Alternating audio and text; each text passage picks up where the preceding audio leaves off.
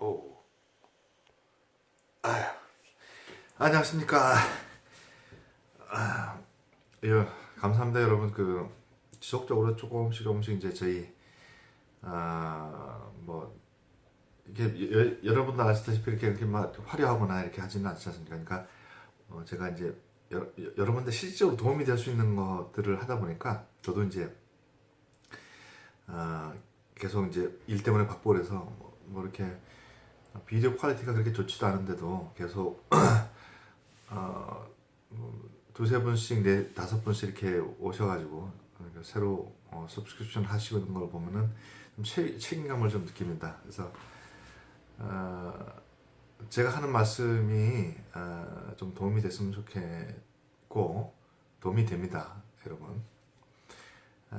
그래서 이제 조금 뭐 다른 데서는 알려드리지 않는 그런 것들을 좀 말씀을 좀 드리려고 하는데, 오늘은 지금 보니까 한 18분 정도밖에 남지 않았어요. 그래서 대충 한국의 제가 평소에 관심을 가지고 있는 부분에서 여기서 이제 앞으로 이제 젊은 청년들이 많이 지금 시청을 하는 걸로 알고 있는데, 경제학자도 나오고 또 교수도 나오고 또 나이가 들면서 조금씩 기성세대에서 이제 리더십을 발휘하는 그런 친구들이 있을 거예요. 그럼 꼭 이런 말씀을 좀 전해드리고 싶습니다. 문재인 대통령이 참 저는 볼 때 성실하고 페어하고 그다음에 아주 훌륭하신 분 같아요. 근데 경제 정책을 이렇게 보면은 참 이건 이거는 좀 실망스럽다는 것들 중에 몇 가지가 있는데, 뭐 이거는 그냥 여담입니다. 제가 오늘 말씀드리고 싶으면 미국의 이제 경제 동향에 대해서 어떠한 지수들이 어떻게 변했기 때문에 앞으로 어떻게 벌어질 것인가 라는 것의 그런 어떤 툴에 대해서 어떤 걸 봐야지 이런 미국 경제를 예측할 수 있는 그런 것들이 있는지, 저번에 이제 제가 Federal Fund Rate에 대해서 몇 달 전에, 작년인가요? 재작년인가 제가 말씀드린 적이 있는데, 그걸 이제 그것뿐만 아니라 여러 가지 조금씩 제가 알고 있는 것들을 여러분한테 하나씩 두씩 이렇게 말씀을 드리고 있습니다. 그런 거에 대해서 얘기하겠습니다. 한 5분 정도 제가 느끼고 있는 한국 문재인 정부의 이제 경제 정책에 대해서 몇 가지만 좀 지적하는 시간을 좀 갖겠습니다. 물론 이제 제가 미국에서 공부하고 교육을 받고 또 여기서 이제 제 금융권에 있다 보니까 미국에서만 본 거죠. 사실 한국 실정하고는 다 다를 수가 있습니다. 근데 제일 우리가 좀 워닝 시그널이라고 그러니까 좀 이렇게 한국 현실하고는 또 뭐 차이가 있겠지만 미니멈 웨이지가 있지 않습니까? 뭐라고 그러죠? 시간당 얼마인지 모르겠는데 기본 뭐라고 그러죠? 한국말로 잘 모르겠는데 미니멈 웨이지가 있는 것 같아요, 한국에. 그거를 올렸습니다. 현실적으로 올렸죠. 제가 볼 때는 의도는 참 좋은 것 같습니다. 그러니까 기성세대뿐만 아니라 뭐 특히 20, 30대 청년들의 실업률이 좀 높고 직장을 가져도 변변치 않고 맨날 뭐 88만 원 세대라고 하죠. 그런 분들이 이제 88만으로 어떻게 한 달을 사느냐. 그래서 그러한 취지에서 좀 그분들을 위하는 마음에서 경제 정책을 그런 식으로 가는데, 미국은 그걸 이미 40년, 50년 전에 대입을 해 봤어요. 그래서 이제 장점이 있고 단점이 있는데, 뭐 예를 들면은 캘리포니아에 지금 시간당이 이제 14불로 올라갔습니다. 12불에서 14불로. 오바마 정부가 이제 그렇게 해놨죠. 근데 최대 수혜자가 누구냐, 또는 최대 피해자가 누군가 이렇게 하다 보면 결론적으로 말씀드리면 최대 수혜자는 탑 1%고 최대 피해자는 bottom 20%예요. 그렇게 됐습니다. 뭐 이유가 뭐냐? 뭐 오늘 그거를 주제로 한 거는 아니지만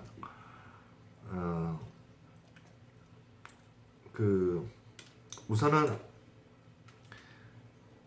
미니멈 웨이지를 올리게 되면 미니멈 생각해보세요.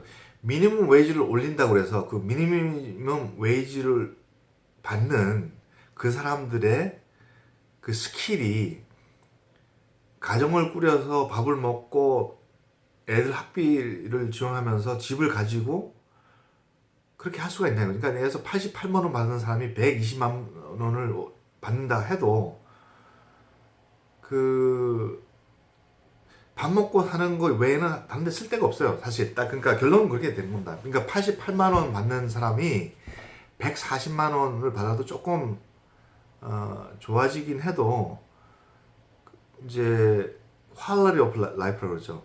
그거를 가질 수가 없어요. 자기가 원하는 어떤 삶의 질, 그다음 원하는 어떤 속된 말로 이제 중산층으로 가기 위한 그러한 어떠한 인프라스트럭처가 미니멈 웨이지를 올린다고 그게 되느냐? 근데 그걸 한번 꼭 생각해 보세요. 그건 아닙니다. 결국은 이제 식당이나 뭐 이런 이제 일반 서비스업, 그냥 숙련공이 아닌 일반 서비스업이라든지 뭐 이런 어떤 제조 이런 데서 그냥 단순 노동을 해서 를 위한 것들이 미니멈 웨이지를 올리는 거예요. 그래서 그걸 올리면 어떤 문제가 생겼냐면 첫 번째 물가 상승률이 높아집니다. 물가 상승률 중에서도 그러니까 차나 고급 제품은 차이가 없어요. 근데 뭐 우리가 이를 식료품 가게, 왜냐면 그 사람들의 노동력을 가지고 싼 노동력을 가지고 이제 만드는 것들이 이제 식료품이라든지 음식 재료라든지 뭐 기본적인 사람이 기본적으로 먹고 살기 위한 이런 것들이 올라가는 거죠. 그러니까 부자들은 상관이 없어요. 쌀 뭐 그 3끼 먹는데 쌀을 뭐 5끼 6끼 먹을 수는 없지 않습니까? 결국은 가장 피해는 물가 상승률 중에서도 그 바른 그 밑에 가장 그 최하층의 한 3분의 1이 꼭 필요한 그 제품들의 가격이 올라간다는 얘기예요. 제 얘기가 아니고 1973년인가요? 그 70년대 초반에 그 밀턴 프라이맨이라는 미국 경제학자가 하는 얘기였습니다. 그러니까 학자 두 그룹이 있습니다. 미니멈 웨이지를 지속적으로 올려야 된다는 학자의 학설이 있고, 그렇게 되면은 경제에 큰 안 좋아진다는 그런 학설이 있어요. 그러니까 누가 옳고 그름이 아니거든요. 그러니까 미니멈 올라간다는 데 찬성하는 분도 있어요. 그 학자들 중에, 경제학자 중에서는. 저는 개인적으로 프라이맨을 좀 더 가까운 어떤 정책을 좀 선호하는 편입니다. 그래서 미니멈 웨이지가 안 올라가면 뭐가 좋으냐? 단순 기능직에 대해서 쉽게 사람을 쓸 수가 있고 쉽게 얻을 수가 있잖아요. 우선은 88만 원이나 100만 원에도 일단은 먹고 살아서 요 순간은 제가 할 수가 있어요. 근데 150만 원이나 140만 원 올라갔어요. 우리 여기서 같으면 이제 8불짜리 일이 있어요. 그건 싹 없어진 거예요. 8불짜리 일은 시간당. 근데 13불, 14불을 맞추려고 그러면은 거기에 그 재교육을 받아야 되는데 그런 사람들이 없으니까 사람을 잘라서 10명이 쓰던 거를 6명이 일을 하고 있는 거예요. 그럼 누가 고되나? 그 사람은 시간당 1불, 2불, 3불을 더 받으려고 더 많은 고통 속에서 이제 빠지게 되는 거죠. 더 많은 일을 해야 되고. 왜냐면 이제 경영자 입장에서는 그게, 어떤 그 사람들 노동력을 이용해서 나오는 결과물들이, 그 부가가치가 많지는 않지 않습니까? 길고 해야지 뭐 식당 같은 데서 일해봐야 이 사람들 시간당 12불 주면은 거기서 남는 돈이 얼마나 되겠어요? 남지 않거든요. 그게, 굉장히 어렵습니다. 10명을 쓰던 식당에서 지금 6명이 일을 하니까 얼마나 더 힘들겠어요. 그리고, 그 사람들 컴플레인 하지 않지 않습니까? 뭐 할 수가 없어요. 어디서. 일은 더 몇 푼 더 벌려고 일은 더 고달프고, 다른 일은 못하고, 이 일을 열심히 할 수밖에 없는 거예요. 하루에 뭐 8시간이지만. 왜냐면 너무 지쳐버리니까 다른 걸 할 수가 없어요. 근데 그러한 개인적으로 볼 때는 삶의 어떤 퀄리티 문제가 될 수가 있는 거죠. 결국은 일은 줄어들고 실업자가 늘어나는 거예요 또. 왜냐하면 내가 130만 원을 벌어야 되면은 내가 주려면은 내가 그만큼 그런 어떤 여유 자금들의 운영 자금이 있어야 되는데 그게 없어지니까 주인이 직접 하거나 뭐 영세업체 같은 거는 더 힘들어지는 거죠. 지금 현재 뽑지를 못하고 자기가 해야 되니까 결국은 손해는 물가가 물가 중에서도 최하층 3분의 1 그분들이 가장 필요한 거가 올라갑니다. 뭐 한국 같은 건 계란, 쌀, 뭐 파, 마늘, 뭐 식재료품 이런 것들이 많이 올라갈 거예요. 그러면 결국은 내가 월급을 뭐 얼마를 더 벌어서 내가 살 거는 그러면 남지 않으니까 결국 어떤 식의 인플레이션이 생기는 거예요. 거기에 대해서. 옛날에는 10만 원어치 사면은 컸는데 지금 가보세요. 올해 보고 이제 내년쯤에 한번 보세요. 내가 10만 원으로 살 수 있는 거나 지금이라는 것 때문에 확 달라질 겁니다. 그건 역학적인 거예요. 경제 역학적으로 그렇게 나오는 그 결과물이기 때문에 그렇게 될 수밖에 없는 상황일 겁니다. 그럼 뭐 어떻게 해야 되는가? 문재인 정부가 할 수 있는 거는 세금을 더 걷어서 내는 것밖에 안 되는 거죠. 더 말씀을 드릴 게 많은데 오늘 시간이 없습니다. 오늘은 원래 이 얘기가 아닌데 좀 더 할 얘기가 많지만 여기서 줄이겠습니다. 대안이 있어요. 대안이 있긴 하지만 오늘 얘기는 뭐냐면 주제를 바꾸겠습니다. 작년에 제가 그 유튜브에 올린 거에 Overnight Federal Fund Rate라는 게 있습니다. Overnight Fund Rate하고 3-month Treasury를 비교했을 때 그 차이가 크면 클수록 리세션이 일어날 가능성이 굉장히 커진다고 그랬잖아요. 근데 오늘 확인해 보니까 그렇게 크지 않아요. 예를 들면은 3개월짜리 트레저리 비 레이시 지금 1.39%고 overnight federal fund rate이 1.42%니까 거의 차이가 없습니다. 근데 옛날에 2008년에는 그게 확 벌어졌었던 적이 있어요. 그죠? 여러분 알다시피 2008년에도 그랬고 2000년에도 그랬고 5.18 파동 때도 그렇고 이 차이가 커집니다. 근데 지금은 커지지 않아서 다시 얘기해서 그러한 리세션은 오지 않을 가능성이 크다라는 거고, 두 번째는 리세션의 문제가 아니라 메이저 커렉션이라고 합니다. 메이저 커렉션이 하면은 미국의 증권 시장들이 지금 버블이라는 얘기가 있어요. 근데 물론 펀더먼털이 좋아요. 그러니까 기업의 실적이 좋기 때문에 커렉션 옛날처럼 반토막이 나거나 2008년대처럼 리만 사태처럼 그렇지는 않겠지만 약간 이 에퀴티 시장으로 돈이 많이 들어오는 건 사실이기 때문에 약간 버블이 있는 건 사실입니다. 그게 뭐 30% 40%가 아니고 한 10%대라고 좀 생각을 하고 있어요. 그 첫 번째 그 센서 하는 거, 뭘 보고 이게 그럴 가능성이 있다 없다라고 판단할 수 있냐면은 여러분 잘 들으셔야 돼요. 여러분도 한번 구글 나중에 해보세요. V 할 때 B, 빅터 할 때 IX. 그거는 이제 그 시카고 보드 오브 에퀴티, 시카고 보드 오브 에퀴티에서 에퀴티가 센시티브 하잖아요. 그래서 에퀴티하고 에퀴티가 뭐냐면 증권이잖아요. 증권 시장이랑 그 다음에 이 S&P 500를 묶어놨어요. S&P 500의 볼라틸리티가 얼마나 높은지를 얘네들이 센스하는 그 펀드가 있었는데 그게 지금 12불대였는데 13불 84전으로 2.76% 갑자기 올라왔어요. 그러니까 VIX의 가장 뭘 보냐, VIX가 뭐냐라고 했을 때는 여러분처럼 S&P 500 Volatility Index 펀드라는 게 있습니다. 여러분 이제 처음 들어보신 분도 계실 텐데 이게 뭐냐라고 물었을 때 아마 웬만한 한국에 계신 분은 잘 모르실 거예요. 이게 뭐야 아무도 모르잖아요.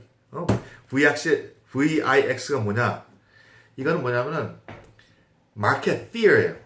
그러니까 시장에서 얼마나 많은 리세션이 내지 메이저 커렉션이 있을 가능성이 크다고 느낄 때 그런 fear가 높으면 높을수록 이 가격은 올라갑니다.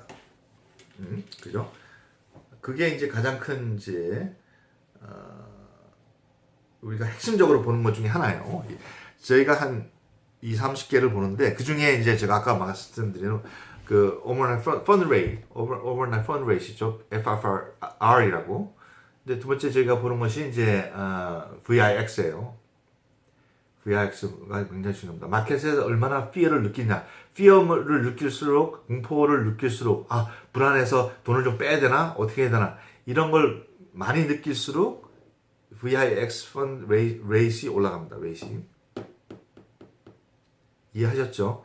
구글 찾아보시면 아실 거예요. 그러니까 어떤 지수가 얼마나가 중요한 게 아니라 항상 내가 말씀드린 그 지수가 의미하는 어떤 해석을 어떤 의미가 있는가 그게 중요한 거죠. 근데 그게 여러분들이 배우셔야 될 겁니다. 이걸 보고 내가 이거 예측하니까 어떤 식으로 내가 폴 짜야 되겠다. 뭐 한국에서 짜는 거는 여기는 다르겠지만 어차피 미국이 어떻게 뭐 금융 정책이 어떻게 따라서 한국도 어느 정도 영향을 받으니까 여러분들이 명석한 두뇌로 한번 여러분들은 뭐 압니다. 제가 저보다 훨씬 더 머리가 좋으시고 빠르시고 젊고 그래서 앞으로 이제 많은 그 포텐셜이 있어서 이런 것들을 적재적소에 이용해서 여러분들이 이제 앞으로 이제 그 좀 경제 활동을 활발하게 할 때 도움이 좀 됐으면 좋겠습니다. 그리고 뭐 다른 거를 또 말씀을 드리자면은 시간이 지금 2분 남았네요. 다른 걸 말씀드리자면 이제 10-year treasury rate chart가 있어요. 이게 이제 갑자기 이제 어제부로 2.1% 10year 그러니까 10년이죠. 10년 그러니까 2.1% 했는데 2.12, 2.12, 2.3은 안 됐어요. 근데 갑자기 2.4에 가까이 올라갔습니다. 이게 굉장히 큰 변화거든요. 굉장히 큰 변화니까, 그러니까 트레저리 레이시 올라가면 어떤 의미입니까? 다시 얘기해서 시중에 풀려 있는 많은 돈들을 회수한다는 얘기죠. 은행권 내에서. 기본적인 경제에 대해서 또 경제의 용어에 대해서 설명할 필요는 없죠. 시간이 없으니까. 그러면 이게 긴축 재정인 거죠. 시중에 나가는 돈이 이제 페더럴에서 페더럴 리저브 보드에서 나가는 돈을 이제 회수를 하기 시작한 거예요. 그러면은 어떻게 돼요? 컨스트럭션이 되는 거죠. 그러면은 돈에 어떻게 됐습니까? 그러니까 시중에 나가는 크레딧도 조금씩 줄어들겠죠. 시중에 나가는 크레딧 카드 빚에 대한 이자율도 높아지겠죠. 그죠? 모든 게 다 높아집니다. 그렇게 되면은 일반 대중들은 어떻게 될까요? 긴축 정책을 해야 되겠죠. 그죠? 그러면 경제가 그만큼 이제 맷집이 있다고 느껴지는 거죠. 지금 현재 여러 가지 그 지수를 봤을 때 기본적으로는. 그런 경우인데 만약에 너무 이렇게 급박하게 올라갈 경우는 경제에 이제 부정적인 영향이 지금 오게 될 수밖에 없는 상황입니다. 오늘 이거밖에 못하겠습니다. 감사합니다.